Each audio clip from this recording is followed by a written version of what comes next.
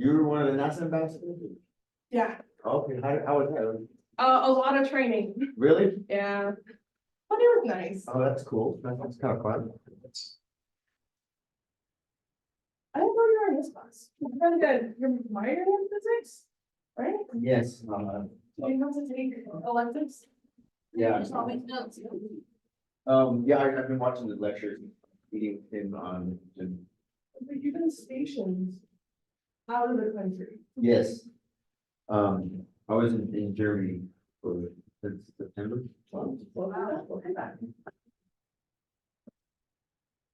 Working the Deutsch? You first me on, Weston. Okay, all right, let's go. You speak German? I speak a little bit of a lot of languages. You have to speak enough to get around in Europe. But Yeah. not necessarily enough to have a conversation, because everyone in the north of Europe speaks better English than I do. So you go to Amsterdam, you start trying to speak in Dutch to them, and they're like, Yeah, dude. that's embarrassing. Well, that's the thing, it's polite to speak in German and then they immediately speak. Yeah, English. as soon as they hear your accent, they switch. Okay, folks, how y'all doing? Good, how are you? You know, hanging in there. Why? Because I was in Iceland and it's currently 5 p.m. for me. You're in Iceland? Yeah, I was in Iceland for a Oh. week. Now that's my fault, right? I wasn't there for work. Yeah, nice tattoo. I did get an Iceland tattoo.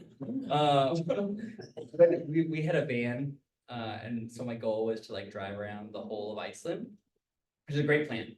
And I like planned out all these activities and we stayed on track. What I didn't plan for was sleeping in a van in Iceland in March. It's cold.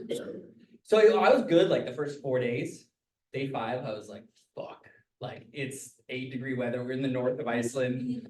I broke the heater, like everything was going wrong. So then we just started to check into hotels. Oh, okay. And that was really nice. Let me just say, so the last day we spent in Reykjavik, we got tattoos. So it was fun. Didn't get to see the aurora. Oh. I know, I was sad about that myself. But you know, that means we should go back there in 2 years. Because there's a solar eclipse Oh. that passes by the edge of Iceland, so you might be able to see solar eclipse and aurora at the same time. Yeah, you have to get, okay, you have to get a little boat, okay, that's okay, you don't like boats? No, I just asked. Yeah, you have to get on a boat. You could get part of totality from the edge of Iceland, but it'd be better to be on a fishing vessel. Because then you'd also get to see orcas. Are you telling me that I can see a solar eclipse, orcas, and At the same time? At the same time. that's crazy. Yeah, that's gonna go a little hard. So start planning. The cost to go to Iceland is not cheap and the food there is more expensive than here. Actually, Oh, it Is is? it like Hawaii prices expensive or more? Yeah, it's a little bit more than I want. I got a lot of points, let's just say that. Okay, so that's my personal life. How's everyone else been? I got so sick and I didn't get to go on my trip and Yeah, that sucks. it was just in New Mexico because I knew someone there. Yeah, that's a big bummer. I slept for like 12 hours almost every single day, and it was great. Okay, that's called relaxation. I've heard that. That too. I wanted to do that. I don't know why I chose this trip to do expeditions instead. Next spring break, I'm going to somewhere with a beach. And I'm not moving. Yeah, warm, all inclusive. Okay, everyone else have well, I guess I saw some of you individually, but spring break, did you have a spring break? I had a spring work. Okay, all right. I had in processing. I was actually supposed to be there, Monday. I got in trouble for not showing up to the Air Force Base on Monday, but that's okay. I'm gonna be there today too. As long as you're not AWOL. No, I'm not. I gotta pass today, but it's, yeah, in processing, so, yeah, I'll have to get with you to kind of start coming. I need a little help on the homeworks, Cool. for sure, when you know. Yeah, so we're gonna finish up today's discussion of gravity. And then I spoke briefly with one of you and I asked whether or not you understand complex analysis. Like Heard of the words complex analysis? imaginary numbers you're talking about, like real analysis, but different. Yeah. Yeah, so we talked about real numbers and we're gonna talk about the analysis of complex numbers. In particular, we'll talk about complex functions and functions of a complex variable. And so I think, I looked at the schedule we're running out of time. Oh, yeah. Deeply. So as much as I would love to get into, say, Schwarzschild metrics and how we define a black hole, stuff like that, that may have to wait. I know, she's sad about that. But instead today, I thought we could finish on a fun note, which would be a discussion of warp drives and wormholes. That seemed like a good, yeah, it's a good trade-off to get you interested in general relativity. And if if you're really interested in general relativity as a whole and you're here for another year, let us know. Maybe can we throw a special topics class together where we can actually dive into this at an undergraduate level, which by the way is hard. General relativity is not something we teach to undergrads because it's fucking hard. So if you've been struggling with understanding the tensors in this context, I totally understand. My main hope with doing general relativity is just to motivate the use of tensors. You've already seen them in the context of fluid dynamics, but if you didn't take the fluid dynamics class, then you haven't seen them at all. And so the motivation there is just to realize that as we get more advanced in mathematics, usually matrices won't suffice. That you need multiple dimensionalities and you need to understand how vectors and these matrix spaces work with one another. So we won't be able to do everything that I hoped to do or even was asked to do in the, there's like a paragraph description that's necessary for each of the classes. And it includes stuff that we won't get to, and that always happens. And if there's a particular topic, when you look at that, if you say, man, I really wish we had spent one more week on Hilbert spaces, we can do that theoretically. We can come back to that at the end of the semester. But right now what we'll do is we'll finish the discussion of tensors and we'll apply them just kind of like in a fun brain type way to talk about things that you've heard about. Right? You've heard about warp drives and you've heard about wormholes and you're like, why can't we do that? And we'll talk about why that's not possible today without ever talking about some of the broader impacts of general relativity, which is, for example, is the universe expanding? How do we know that that's happening? These are all things that come out naturally from the discussion of curved space as a whole. And then we'll go back to this book, or you can go back to Boas, and we're going to sort of brush off your memory of complex variables and what those things mean. Have you ever seen complex variables before? Okay. Okay. Yeah. Okay, so we'll discuss that sort of generally, and if I'm going too slow, you can say, speed it up, and if I'm going too fast, you can slow it down, okay? That sound good? Okay. Everyone chill? Question before we get started? You have homework, whatever the last one was? Yeah, homework 7. It's like half. The rest of it? The method is- I'll get back to you. Okay, all right, Yeah. there we go. Okay. Okay, are you gonna see Giselle soon? So it's just like being a rock song. Probably only. Did she have it tonight? So at that point, you can skip through yourself. Okay, so let's talk about light cones and world lines. So we'll just do a brief description of the structure of space-time. And I'm going to bring back this example that we talked about previously. So just to get our minds working again, we talk about space-time like this, x and t, right? Y'all remember this? Okay, and what's this? That's the speed of light. Speed of light, good. But remember that in the way that we're talking about this, c is what? And what is the value that c has? 3 times 10 to the 8. No, Oh, we're just calling it one. we call it 1, right? Because we get to do whatever we want, and it's a constant. So we can create units such that c is 1 when we talk about this, and that way we don't have to write c over and over and over and over. Oh, okay, I'm just okay. saying that. Yes, yeah, you're absolutely right. So this would be c equals 1, but this is speed of light. And so what do we call ds squared here? Light. Yes, it's light, correct, and it's equal to 0? 0, very good. We also call these null lines.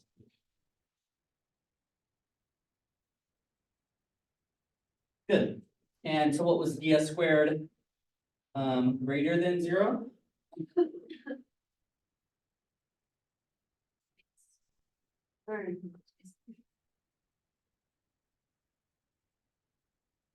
And where do we live?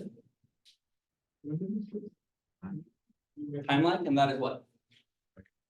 What? Less than, Listen, less, Where my hand was, but Yeah. in terms of ds squared?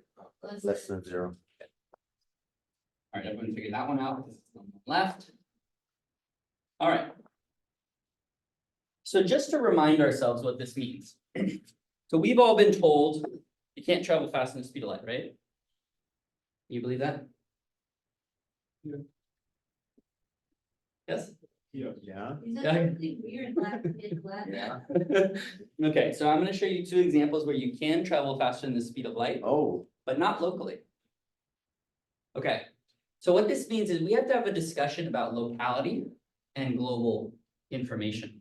So in particular, we say something along the lines of, locally, you're gonna look at something like this, and you're gonna say, well, I'm constricted to a time-like part of space. I have to be moving less than the local speed of light, right? We talked about this world line where you could convert between, you remember this? I drew a really bad picture. Right? And you could create little cones, little light cones, and the size of the light cones would change. And this was due to a conversion where I said, let's take ds squared. Oops. And we're gonna set it equal to minus x squared t squared plus d x squared. And this was actually just a different way of mapping flat space. So we can change them from perfect cones like this, the ones that vary with location, right? But this is still a flat space. What did we mean by flat space again?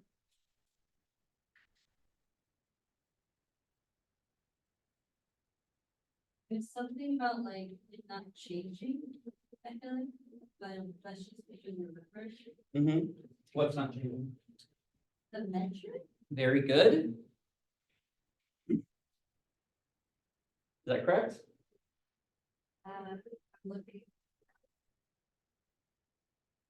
Plot space, I guess that would equal 0. Right. Or the thing.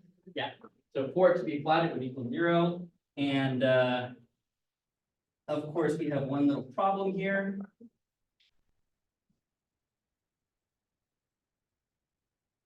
What did I do wrong? What is X of E?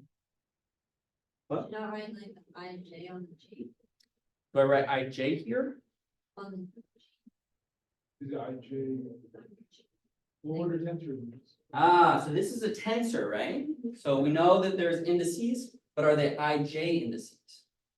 or is this all? that'd be 4, because it'd be gamma, It the just Greek letters. Exactly. So because there's 4, we use Greek letters, right? So I'm gonna use here alpha beta.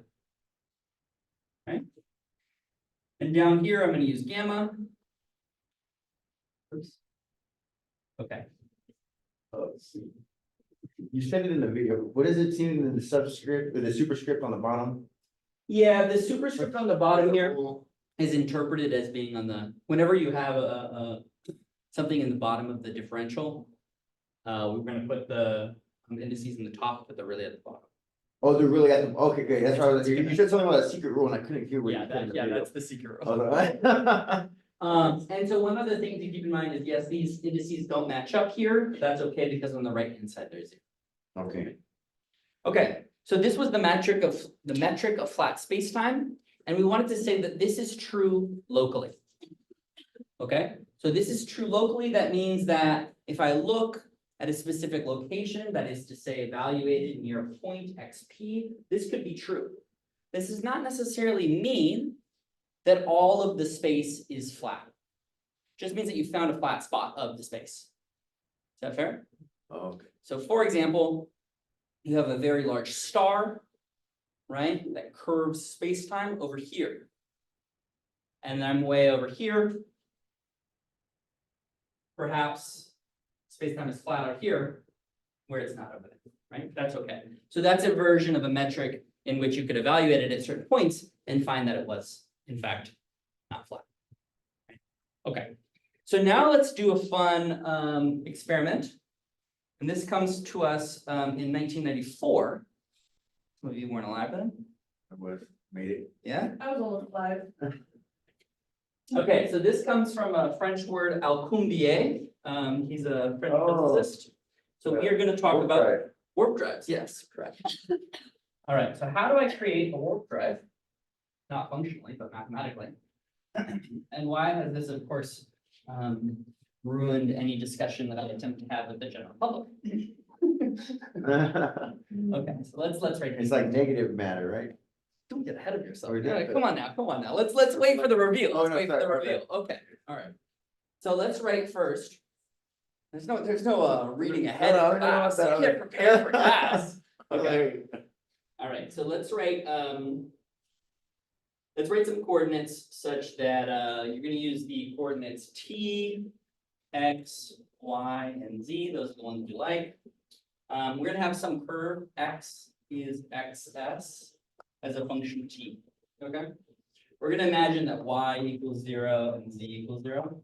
We just oriented our coordinate system such that I don't want to deal with those other two because it's really hard to draw. Okay.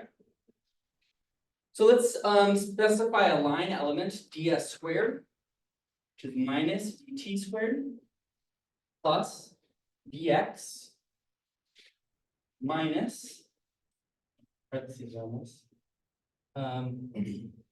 v s of p f of r s dt quantity squared plus dy squared plus z squared. Okay, so you might be saying to yourself, okay, well, that's a lot of stuff that doesn't really make any sense for this moment. So let's break it apart and see what it says. Okay, so we talked about going along some path, xs. Okay. Let's draw that path really quick.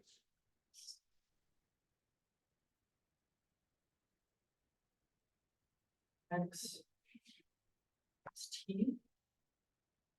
Let's have some distance here, d.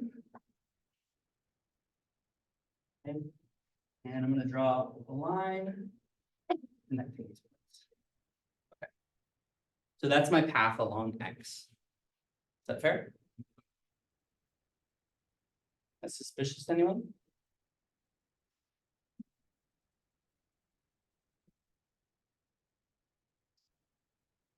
I don't think you're going fast. Plans, no, Okay, I'm definitely going faster than the speed of light right Yeah, here. yeah, right, hit the, Here, right? Because that's the, the very beginning. well, no, this one's fine. It's this one. So it's like that midpoint slope, is that what you're saying? Let me draw it again. okay. These types of slopes. Good. These types of slopes. Oh, any slope Bad. near one, because that's. It's illegal, illegal. Wait, why? It's not the speed of light. It's all one to one. Yeah, so what does that mean? So that means the distance I traveled is equal to c times t. Or my velocity must be x over t, right?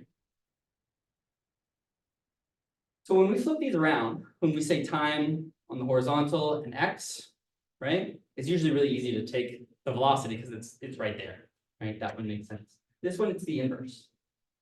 So lower slopes mean faster, because if I'm going from here to here in only a little rise, then I must have been going much faster than the speed of light.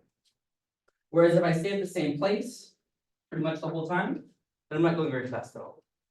So therefore, steep slopes in a space-time diagram are slow, and shallow slopes are fast. Okay, so which parts of these are illegal? The middle. Yeah, the middle is a little illegal. And of course, it's not a perfect drawing, so but it's sketchy looking at least, right? Okay, so this is the path x.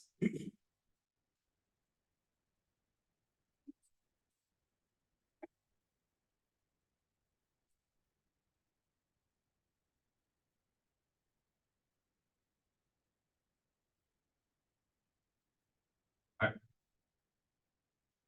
right. I'm also gonna define this thing here. So this v of s, notice that it matches the x of s. This is, say, the velocity of a ship. Okay, so I'm gonna define this as d xs of t with respect to t. Okay. And I'm gonna define this r here as x minus xs t quantity squared plus y squared plus z squared. So that would just be the formal definition of, say, some radius, right?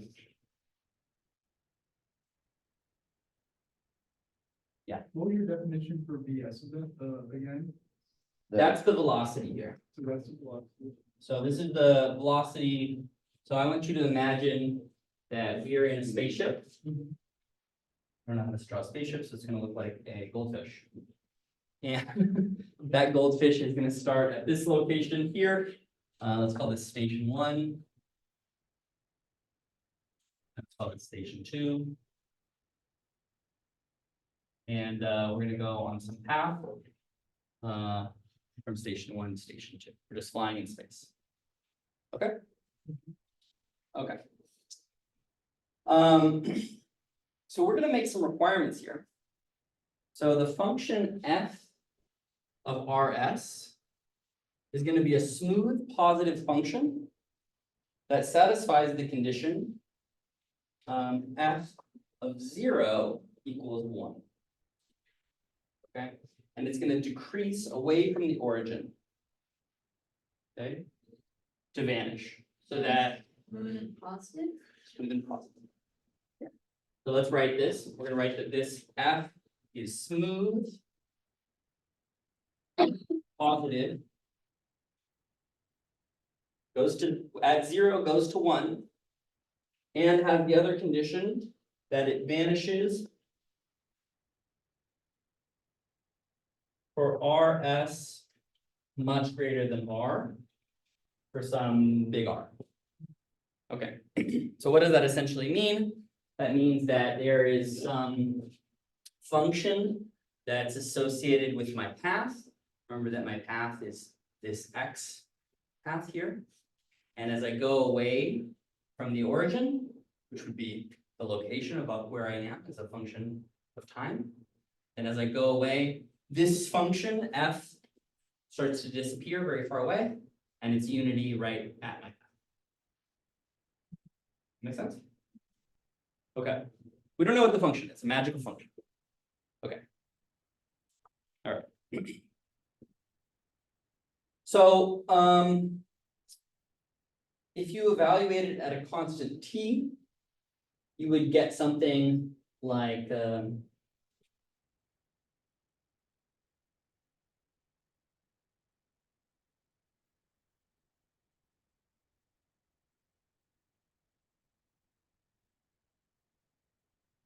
get something like this.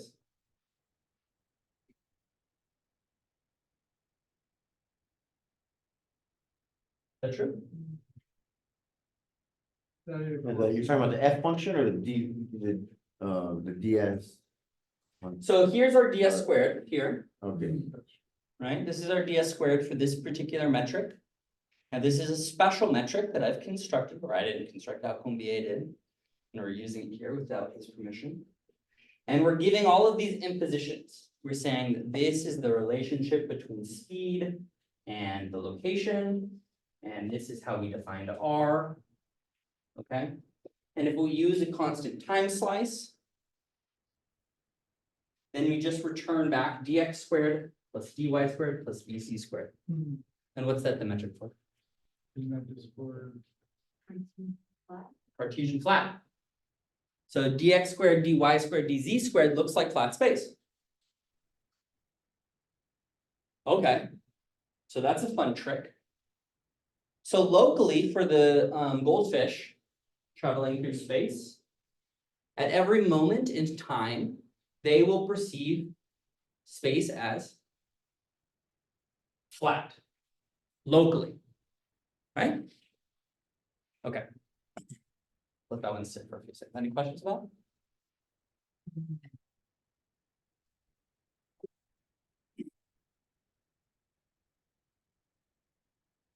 Okay. What about at very large RS?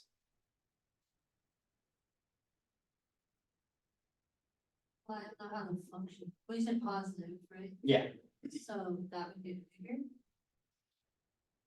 what do you mean? If RS is bigger and F is positive, then.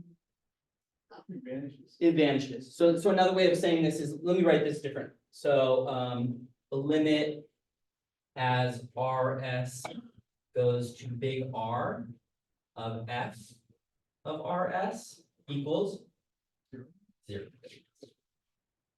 Alright, that's the same statement. Okay, so what happens far away from the path? You also have dx squared, well, yeah, it'd be dx squared, dy squared, dz squared minus dt squared.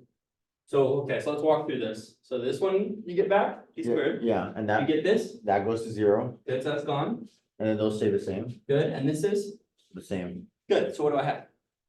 negative dt squared plus. But what does that mean in English? Yeah, not flat space symmetry. Is it flat or not flat? It's. It's Still flat. still flat, but the negative dt was, Well, negative dt is always necessary, right? Okay, Because we okay. always separate the temporal coordinate system from our spatial coordinate system. Okay. It's special, right? So in this particular circumstance, if I'm out here, I have flat space. If I'm in here, I have flat space according to the observer there. Nice. So now, so far you're like, well, you haven't done anything, right? Yeah. Nothing special though. Okay. So the light cone for our goldfish point in the TX plane. Their curves emerging from the point of ds squared equals zero. So we just talked about this idea of, what does this definition mean? like. Light. So we can locally draw all of our light cones according to places where this equals zero. So I could look at this and I could say, okay, I have dt squared, I have these components of x, and therefore I could just, set that equal to zero, and at every location in this xt space, I can draw light cones. Does that make sense? Okay, so let's do that really quickly. I'm not really good at considering how much board space I have. Hopefully this still comes out. These folks online don't really need to see it anymore. Really, it's here. Okay. Alright, so let's write ds squared equals minus dt squared.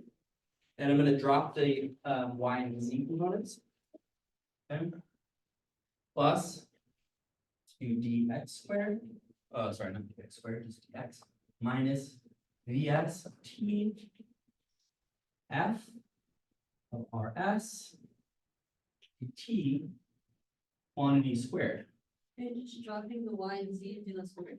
Yeah, Yeah, 100%. Zero. Yeah, There's I'm still there. imagining that we're only moving in x. In x, right? Okay, and in particular here, we want to create light cones with this, so what do I set that equal to? Zero. There we go. Okay, can I do this? If you're light, all right, so let's sit down for a second, just to keep our brains working. Can you solve this for me? Here's what I want you to get. Ready? I want this.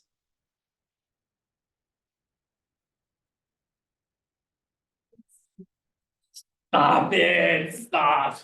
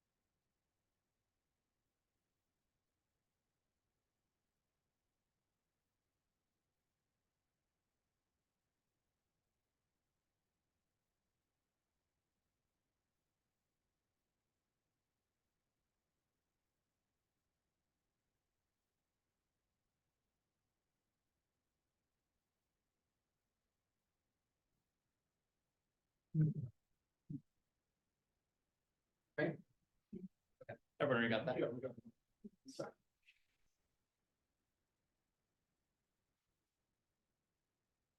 Curious how each of you are trying this. Are you expanding the quadratic? Yeah. Okay. Is that all? You could look at it. Okay.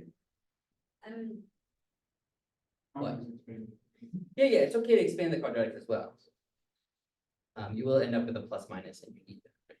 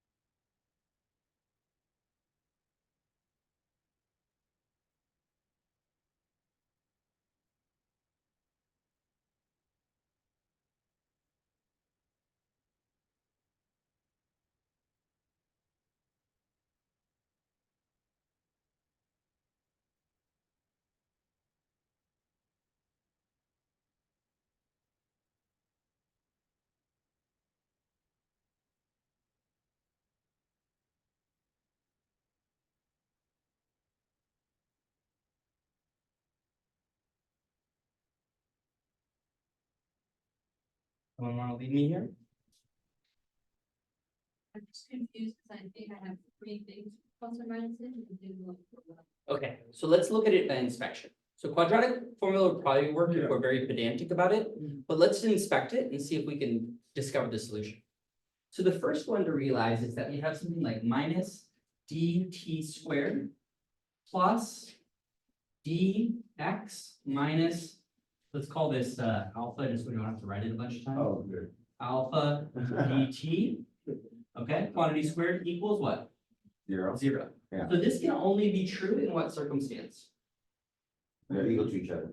They have to, this side has to be equal to this side. So let's do that one time, and let's put that on the other side, and let's also divide by this thing. So I want this thing to be equal to 1. So I'm gonna distribute, I'm gonna divide both sides by dt squared. Okay, Plus or minus.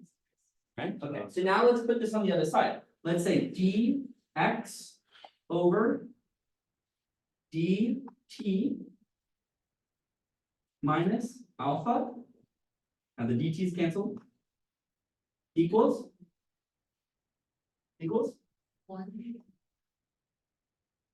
Oh, okay, the DTs. I made it more complicated. Yeah, we did. Yes, that. that's correct. You did Okay. make it more Way complicated. more I complicated. did that. Minus the DT, I had both plus or minuses, I got Yeah, that's okay. All right, so what is dx over dt? Well, it's plus minus 1.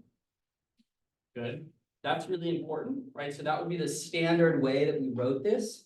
You said C earlier as a joke, but really that's what you meant, right? Because C equals 1, as we discussed at the beginning of class. So what's the what about the alpha? I haven't finished yet. So what's the modification? Like you're a plant in the class that I paid, you have to say this section, plus the alpha, right? And what's the alpha again?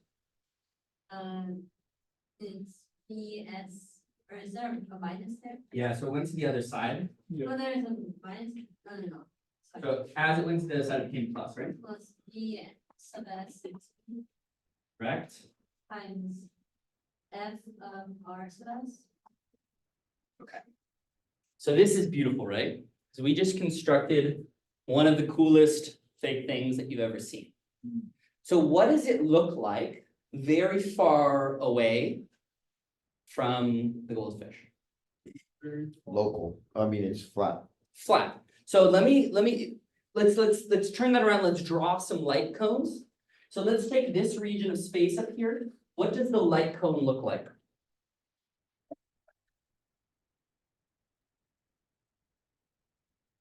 What's the question? Let's take this region of space far from here. What does the light cone look like? Remember that the light cone is defined as ds squared equals 0, right? And so when we saw it previously for flat space, we said that that was c equals 1, right? So if you look here at dt, dx, dt, that would be describing what the light cone's shape is, right? Dx over dt at a specific location. So typically we say that it's plus minus 1. So you can have it go this way, or you can have it go this way, right? That's the light cone part of it. You can have a slope of either positive c or negative c, right? But now, right, so let's say this Vs of t and this FRS, for r's that are very far away, you know, from here to here, what happens to this term? Or r's that are much, much larger, Goes to 0. goes to 0. So then I get a normal light cone out here. Okay, so here's my normal light cone. Yay. Okay, what about this one right here? What's your It's a little closer. So it's like a little modified. It's a little modified. Good. How is it modified? Big. Okay, so we assume that this is a positive object, right? And so speeds are speeds, right? So they're positive. And we said that this is positive. So now what's happening here is that your slope is larger. Oh, weird. So this is going to tilt our light cones in the direction of travel. Space. Okay, so here I'm moving in this way. Okay, so this is my v of s as a function of t from location to location. And I'm going to, now it's not going to be dramatic, okay? But I'm just going to tilt my light cones a little bit. Oh, okay. Okay, so that's a little freaky. Uh, And what about along the path? well, that, when you're along the path, it goes back to ds squared equals 0. Is that true? Look at the slope really quickly.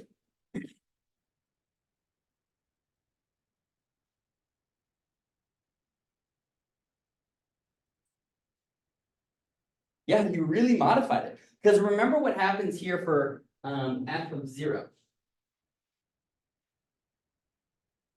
It goes dx squared. No, f of 0 here. Yeah, it goes, that term goes 0 equals plus minus 1. Not to minus 1, but What- 1, Oh, okay, okay, okay. right? To 1. So this, the largest it can ever be is right at the origin, right? Where the ship is. And then it always gets smaller afterwards. So maximum deformation happens at the location of the ship's path, right? And then this is your speed. So that's positive number 2, right? So maximum deformation is here.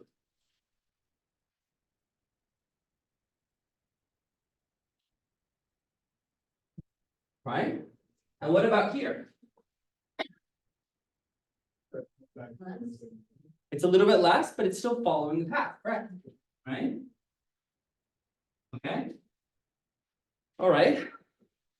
What about right here?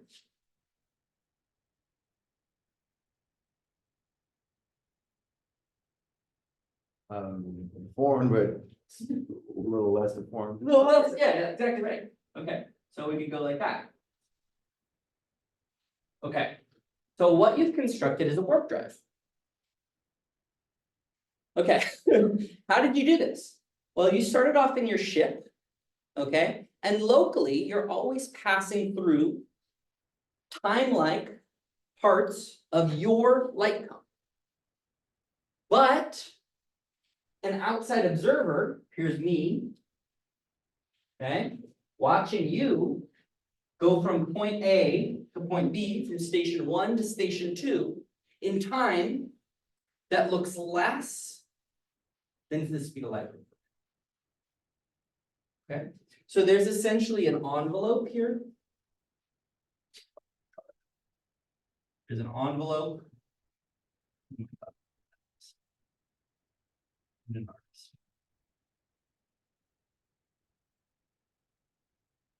Right?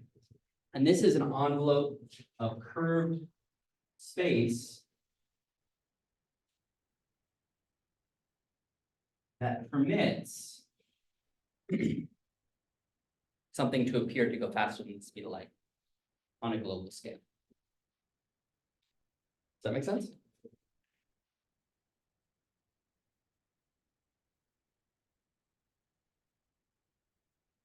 this possible? Theoretically. Exactly. Mathematically. Theoretically, it's possible. Bed space. How do you bend space? Yeah, very good. So how do you bend space? So in order to bend space, you need matter. Matter bends space. So the question is, how is space bent here? And unfortunately, we won't be able to cover that in this part of this class. But in general relativity, you would figure out, well, we said that we constructed this metric, right? And this metric had all of these different parts in that tensor metric that goes, vertical. So flat space-time is -1, 1, 1, 1. This one would be -1 plus some other components that you'd have to work out. And you could ask yourself, how do you construct a metric? What does it require? Does it require matter? Does it require energy, or a combination of both?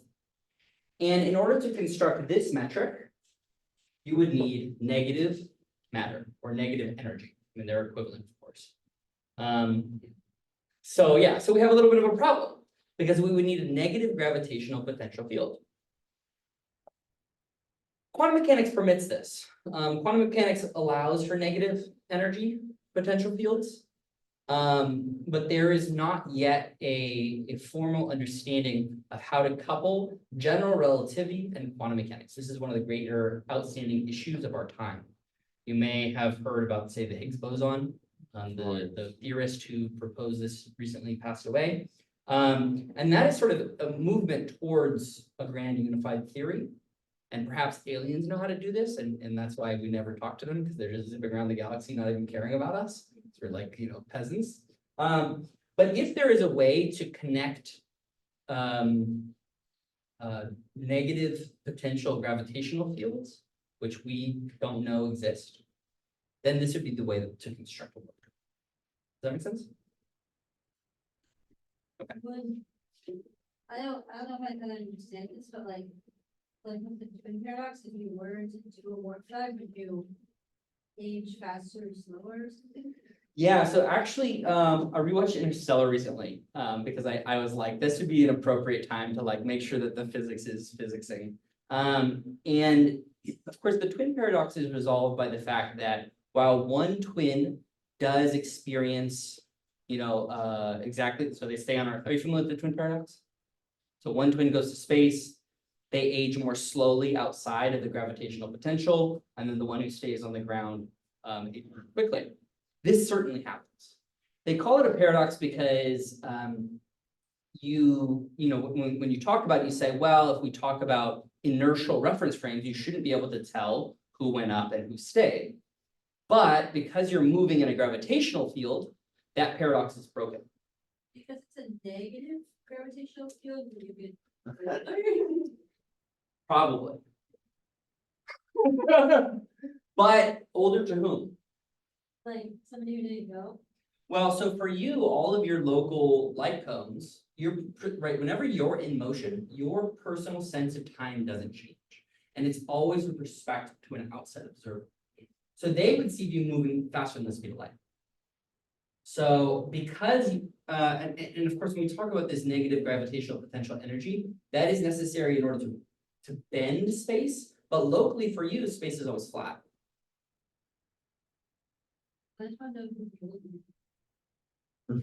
I believe you will be you will not have aged in your own reference frame, and they will have aged. Does that make sense? Yeah, it's a fake scenario, right? Because we won't be able to experience it. We have very real ones, right? We have astronauts who go up and spend a year in space and they have marked differences, right? Than their twins. So look at Isn't the, it only like a second older or 2 seconds older or nothing like? no, I mean, Isn't it like?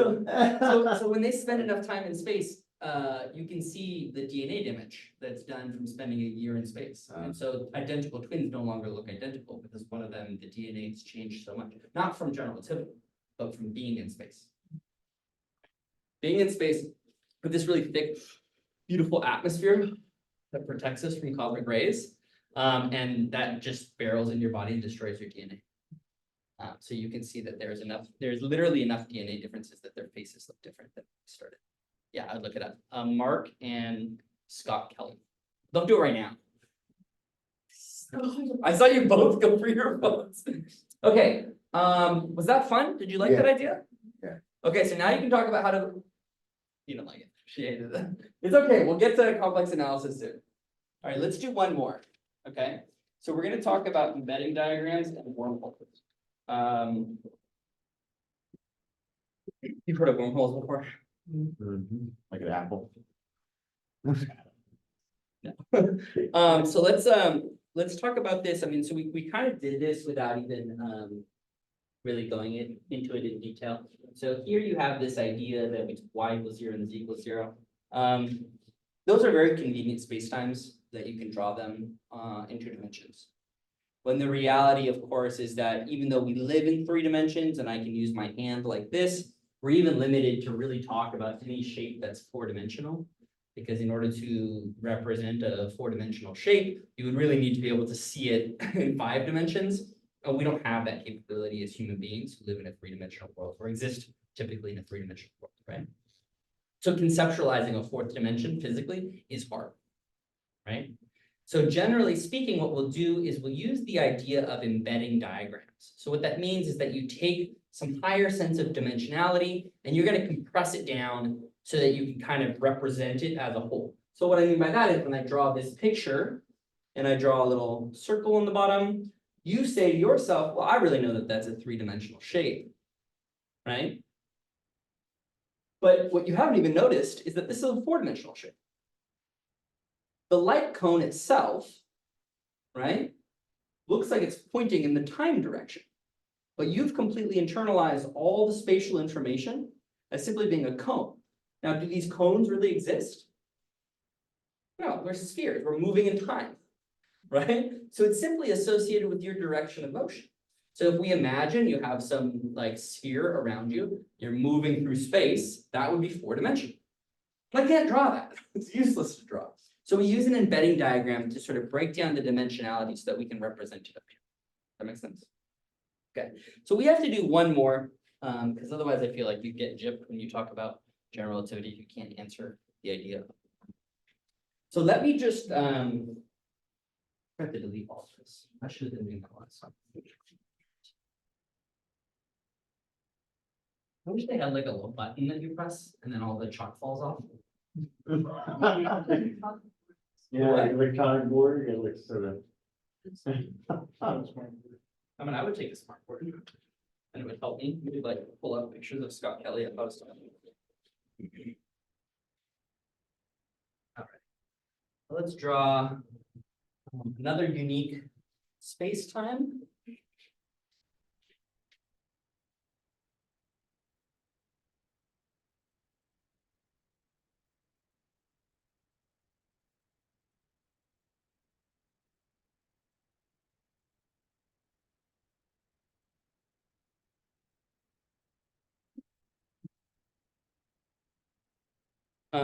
Let's draw the slice of a wormhole.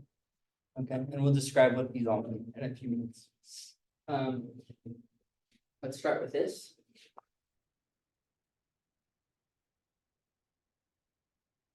So that's going to be normal.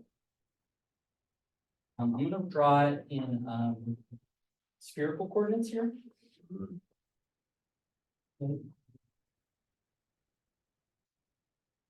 And the reason that I'm going to do this is I'm going to try and, if possible, use some symmetry arguments in order to reduce our dimensionality here.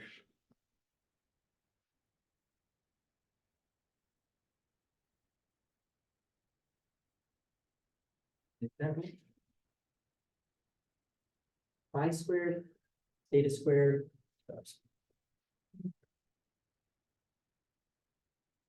Okay, so let me start off, and we'll say this a couple times. This is not a real space-time. Okay? There are not wormholes. There are black holes, and there are white holes that are connected because that's how physics works. But we don't believe in any meaningful way they go anywhere. And if you took general relativity, you would know that you basically go down to a point. So when we talk about complex variables, interestingly enough, we'll talk about singularities, mathematical singularities, and that is potentially one of the only places that physics and math coincide in this very gross marriage, where all matter is concentrated at an infinitely small point. So it's not a hole that you pass through. What we're going to draw is a hole that you pass through. Okay, so they're not the same. People talk about wormholes in the bottom of black holes. You say, not physically realistic. Okay. Wait, what are white holes? Gotta pay extra for that one. The white hole would be the light cone. I can do it actually really quickly, and just maybe I'll put like a teaser, a general. Okay, so here's your light cone. Okay. And this is highly simplified, because when we talk about timelines or world lines, this is the path that you take. So this is the event horizon, the black hole. Maybe it's up here. That's the event horizon of the black hole, and that's the singularity. Yeah. So the singularity would be the point, center, and you had a death wish. You were just like, get over it, don't want to pay taxes, and you headed straight in, right? So you're headed directly to the center. You're not even orbiting on the way in. And so as you head in, right, the world line goes through the. Well, on this side, you understand that at this point you have a black hole. And this is the point of no return, which we could talk about if you wanted to. There's a specific radius that you would be able to calculate, at which even the gravity or the acceleration due to light would equal speed. Right? So in order to escape, you'd have to move faster than the speed of light, and light doesn't know how to do that. So as you head in, and this is your world line from your bad week, head right to the negative singularity. We say that these lines are continuous. You even see that I drew the light cone on the other side. And so people say, well, you could go through it. And therefore you would end up on the other side. And this would be a white.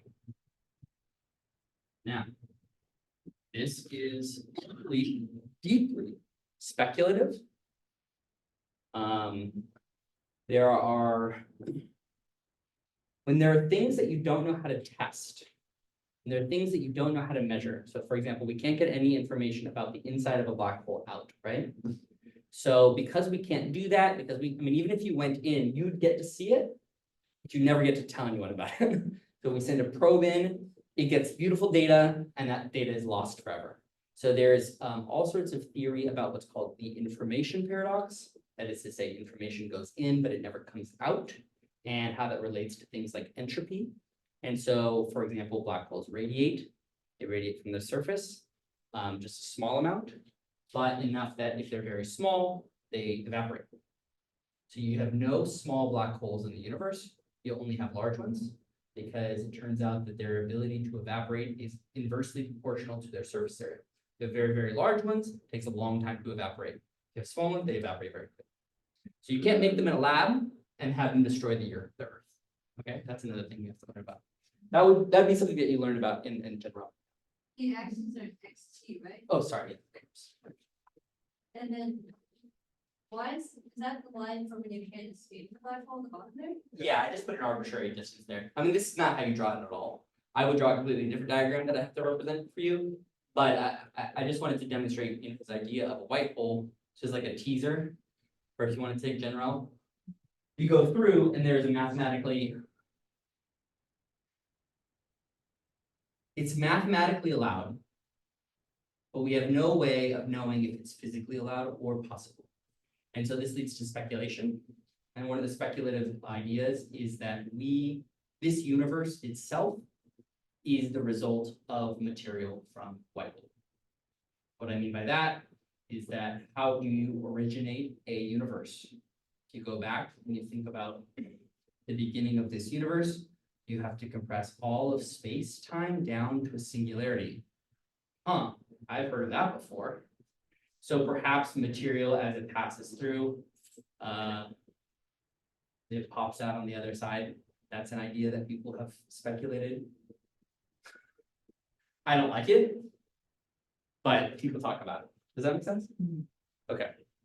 Weird, right?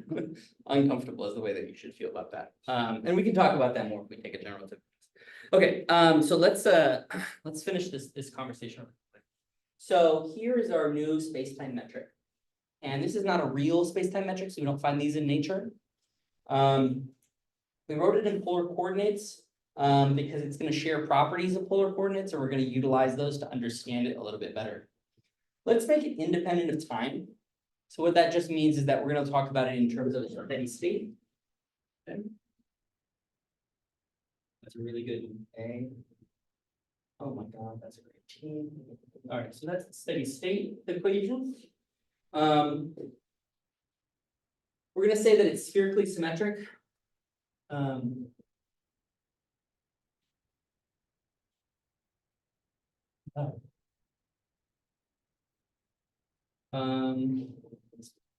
Because the surface at constant r and t has the geometry of a sphere. So let's imagine, if you will, a specific location from the so-called origin at a constant time, you could map out a sphere. Is that okay? Okay. Let's also impose that at very large r, this is going to be flat.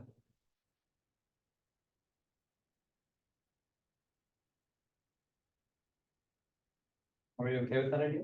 Yeah. Okay. Because this metric then becomes close to the flat metric. For the b equals 0, it's not flat. But curved in an unusual way that we're going to talk about. So let's look at a specific slice in the three-dimensional space with this metric. We're going to, remember, we're dropping t, so let's rewrite this, of course, as ds squared is dr squared plus b squared plus r squared, d omega squared plus sine squared. Nothing tricky, right? How did it, how does dr squared end up become dt squared, or how do those? Or what Well, is we dt just said squared? for steady state, we're gonna drop this one. Okay, just drop that one, okay. Nothing's changing in time. Okay, let's look at an equatorial slice. So now if we say, look at theta equals pi over 2, this would be an equatorial slice of this space. Okay, so this is going to lead to something like d, and I'm gonna change the symbol here to indicate that we're not talking about all of ds squared, but we're talking about ds squared along a slice in the equatorial plane. So remember that we're thinking about this as a spherically symmetric object, and now we're slicing equatorially, and we're going to expand that again to use the spherically symmetric properties, okay? So this would be d sigma squared is dr squared plus d squared plus r squared times d. Okay, that's nice, right? More reasonable, more reasonable. So You know, if you think about spherical symmetry, that would say, you know, just because we looked at an equatorial slice. I don't know if I spelled that right, but it doesn't matter.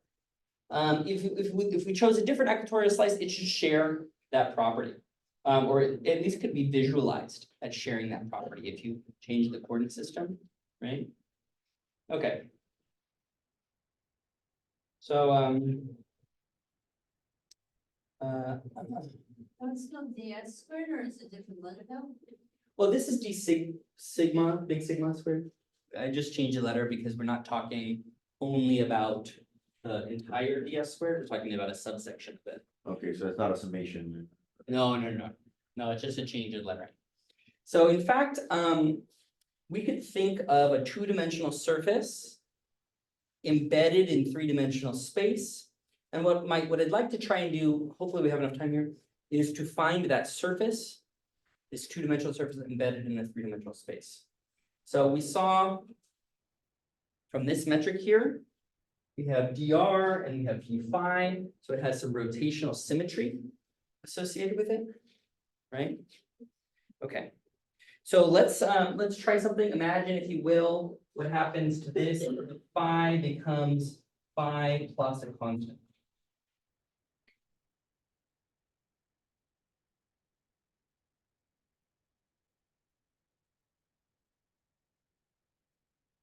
Ask it's fine, it's bigger.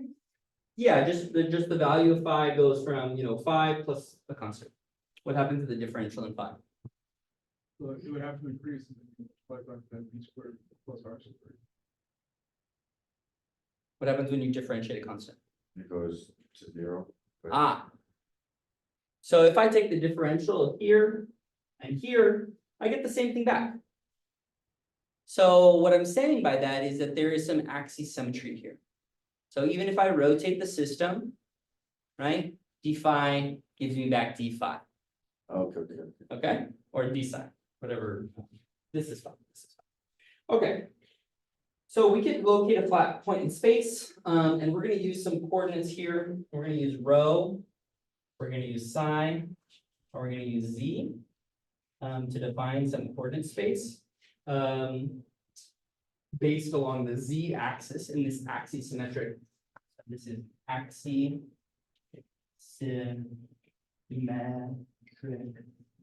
coordinate choice.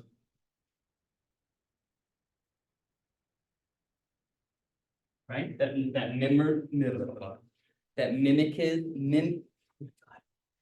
mimics the symmetry of this three-dimensional space.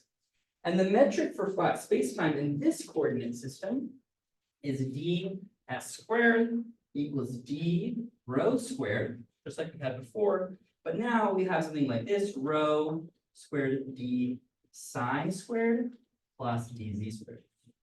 Okay. That's right. So that's just the axisymmetric flat space.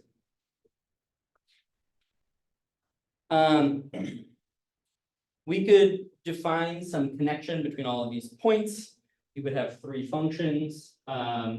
You'd have something like rho, the function of r phi.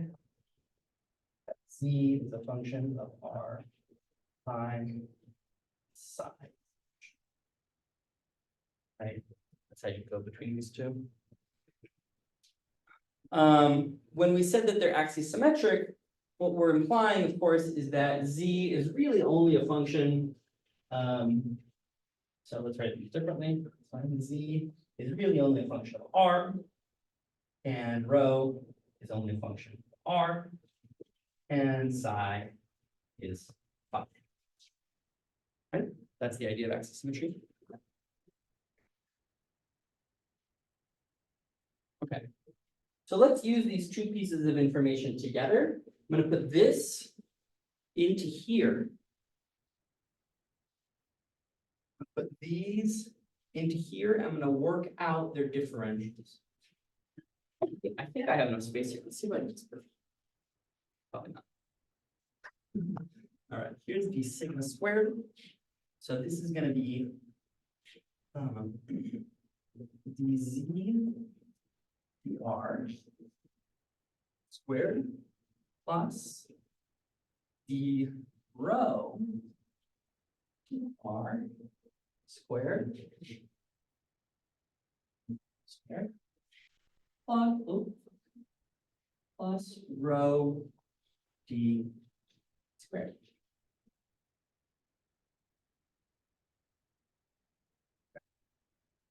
And this will agree with that same metric that we had before, as long as we say something along the lines of rho squared is r squared plus b squared.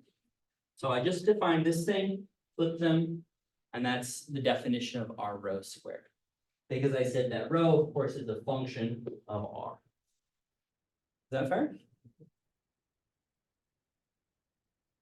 Okay. So this will still work as long as what condition is true for this thing? I need it to match this part here. What? 1, exactly right.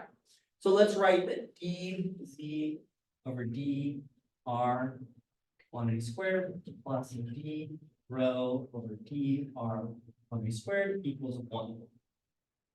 Okay, so now we have a differential equation for zr. Is the row supposed to be square? Yes. Thank you. Oops. Good. Okay. Yeah, we have maybe time for this. Okay, let me ask you a question. How quickly can you integrate? Not, Okay. well, do it. Show us the. Are you engaged? Are you on this topic? I'm committed at this point. All right, so let's write z of r. Now you can integrate that to get z of r. Let's put it in the Wolfram. No, that's not working. That's cheating, except for when you're doing homework. Okay, so that's b sine inverse of r over b. Okay. And you choose an integration constant such that z vanishes when r does. Okay. So you can work that backwards. That would lead you to this very fun way of writing it, that rho of z is equal to b cosh this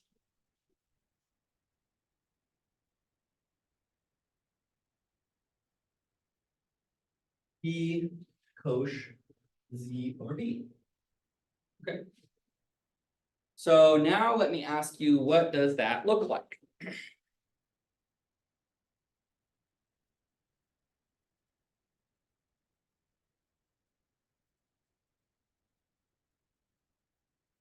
What does b rho z look like? Oh. Have you memorized what those look like?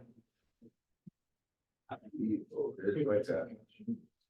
does- Hyperbolic cosine. Oh, what is this like plotting hyperbolic cosine like? Yeah, what does this look like? Okay, so here's r, and we're gonna write it this way, was that rho as a function of b, or rho divided by b? And over here, we're gonna write z divided by b, where b is some constant, so this will be 1. Okay? And it's gonna look like this. No, not a circle, it's going off, Hyperbolic, kind of like. yeah, it's hyperbolic, right? Alright. Okay? And it's going off, it's not supposed to asymptote, and it's not supposed to. Oh, I just ran out of word space. Yeah. Okay. So this is the relationship that we have between the z coordinate and rho. But we said that it's axisymmetric, no? Right? So what we can do is we can imagine that the board rotates, Oh. Like this. okay? So look at the flat space-time. You see it yet? That's kind of cool. There's a hole. So I have some flat space-time way out here. Radius 1. Yeah, so there's flat space-time way out here, and I can go through this curved space-time to get way over here. Right? Now, this, of course, it's not, you know, there's a picture, right? This is the embedding diagram here. I don't know if you can see it well. See the picture? That's your traditional like wormhole. You got a little choke point, and then you can go through space like that. This is how you construct them. You may also see this one here, right? This one has like the idea of some curved space that goes underneath space.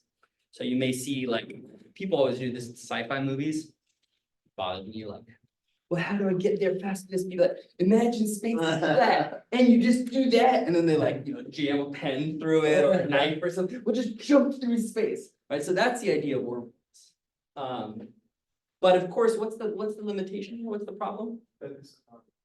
Not all this is all mathematical mumbo jumbo. And so to create something like this, according to this space-time metric, what would you need to do?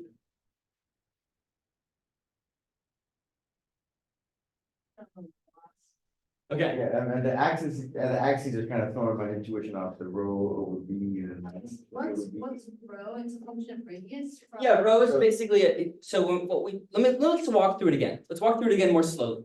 Okay, we're gonna start with the space-time metric that I constructed here. We're gonna say that it's steady state and spherically symmetric. At very large distance, it'll look flat. But at b = 0, it does something very unusual. It's not flat. So B is that location here.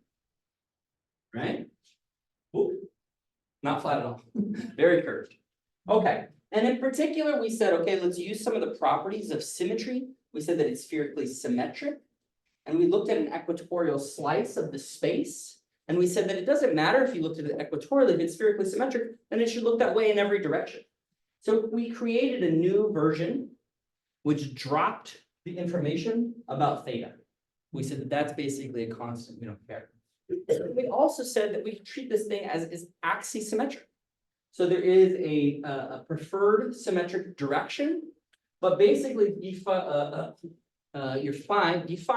as you rotate it, you're gonna get the same thing. So you look at it this way, you look at it that way, you get something that looks like an axisymmetric coordinate system, and then all you have to do is map these axisymmetric coordinates back to the ones that you're using. And you'll have a way of thinking about this 4-dimensional space in 2 dimensions.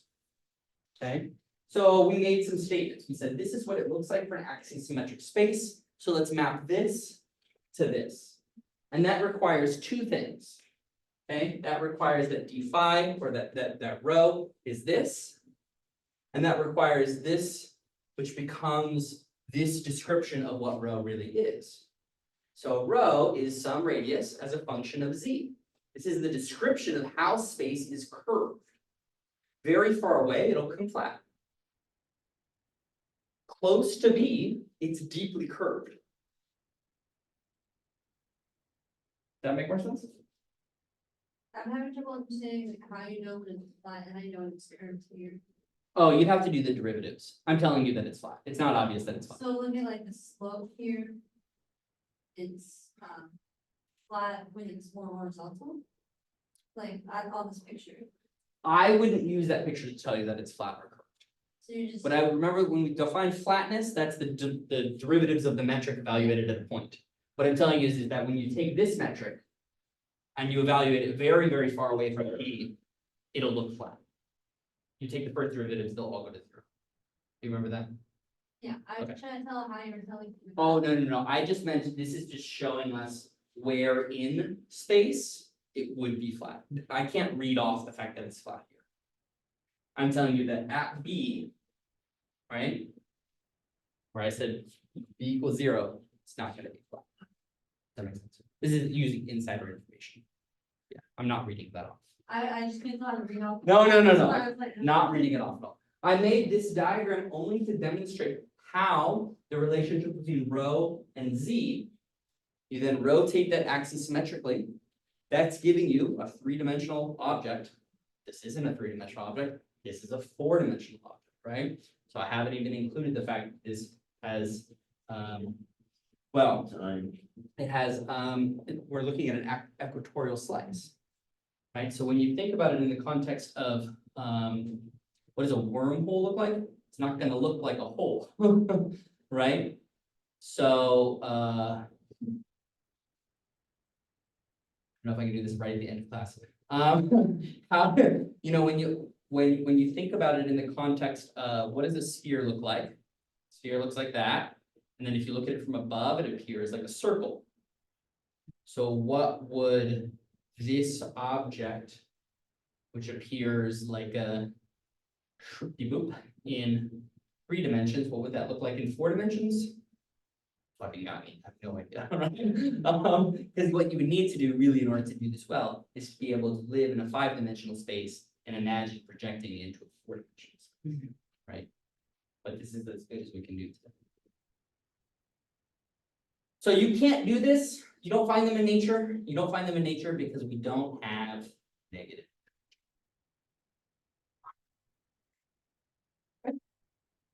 Okay, so that's all the GR that we'll do. We'll try and do some complex analysis starting on Monday. So come prepared to talk imaginary. You can look in this book, you can look in your BOAS, just like reread the section on complex numbers. I deeply recommend your first reference, if you forget something, is just Wikipedia. What is this imaginary number? What is the determinant of the matrix? It's not bad, man. Get quick answers.